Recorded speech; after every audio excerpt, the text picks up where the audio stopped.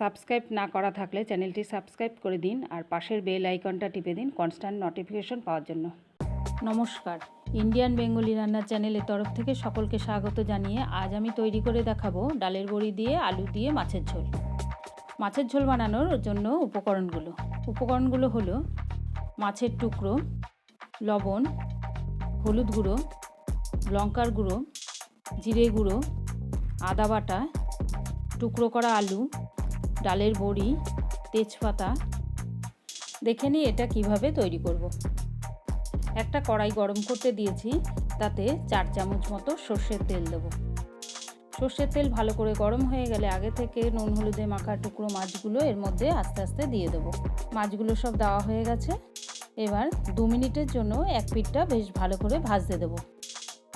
2 minute হয়ে গেছে। এবার মাছের পিসগুলো সব উল্টে দেব।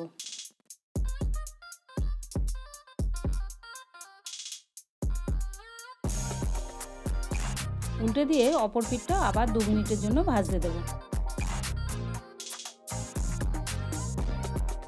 এবার 2 পিঠটাই খুব ভালোভাবে ভাজা হয়ে গেছে। এবার মাছগুলো একটা প্লেটেতে তুলে নেব।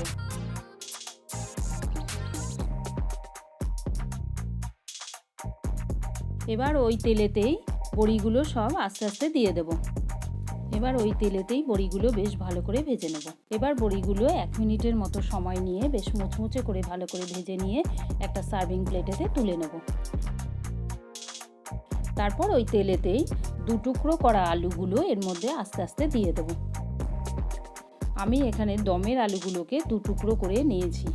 এরপর আলুগুলোকে 1 মিনিটের মতন ভালো করে নাড়াচাড়া করে নেব। এবার 1 মিনিট নাড়াচাড়া হয়ে গেলে আলুগুলোকে ভালো করে ভাজার জন্য 1/2 চামচ হলুদ গুঁড়ো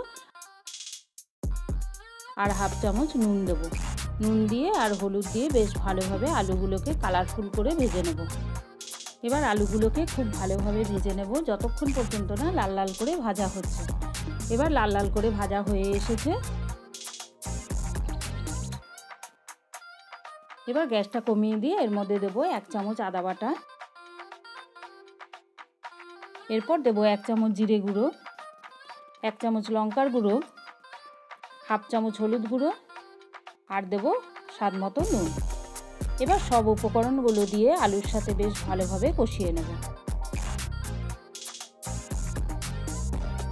এবার খুব সুন্দর করে কষানো হয়ে গেছে এবং কষানো গন্ধটাও খুব সুন্দর বেরিয়েছে। এবার দেব 3টে তেজপাতা দিয়ে বেশ ভালোভাবে আবার নাড়িয়ে নেব। এবার মশলাটা প্রায় কষানো হয়ে গেছে, মশলা থেকে তেল বেরিয়ে এসেছে।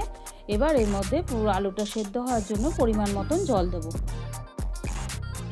পরিমাণ মতন জল দিয়ে আলু আর মশলাগুলো বেশ ভালোভাবে আবার নাড়াচাড়া করে নেব।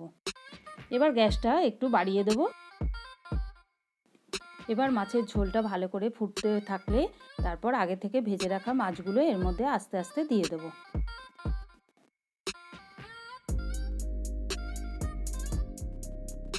মাছগুলো সব দেওয়া হয়ে গেছে। এবার ঢাকা দিয়ে দেবো 5 মিনিটের জন্য। এবার 5 মিনিট হয়ে গেছে, ঢাকা তুলে নেব। এবার আলুগুলো ভালো করে দেখব সেদ্ধ হয়েছে কিনা। এবার আলু আর মাছ দুটোই ভালোভাবে সেদ্ধ হয়ে গেছে। এবার আগে থেকে ভেজে রাখা বড়িগুলো এর মধ্যে আস্তে আস্তে দিয়ে দেবো। বড়িগুলো সব দেওয়া হয়ে গেছে। এবার হালকা করে খুন্তি দিয়ে নাড়াচাড়া করে নেব। তৈরি হয়ে গেল আজকের রেসিপি আলু দিয়ে বড়ি দিয়ে মাছের ঝোল। এবার গ্যাসের ফ্লেমটা বন্ধ করে দিয়ে এবার একটা সার্ভিং প্লেটে নামিয়ে নেব। যদি আজকের এই রেসিপিটি আপনাদের ভালো লেগে থাকে তাহলে ভিডিওটি লাইক, শেয়ার ও কমেন্ট করুন। ততক্ষণ ভালো থাকুন, সুস্থ থাকুন। ধন্যবাদ।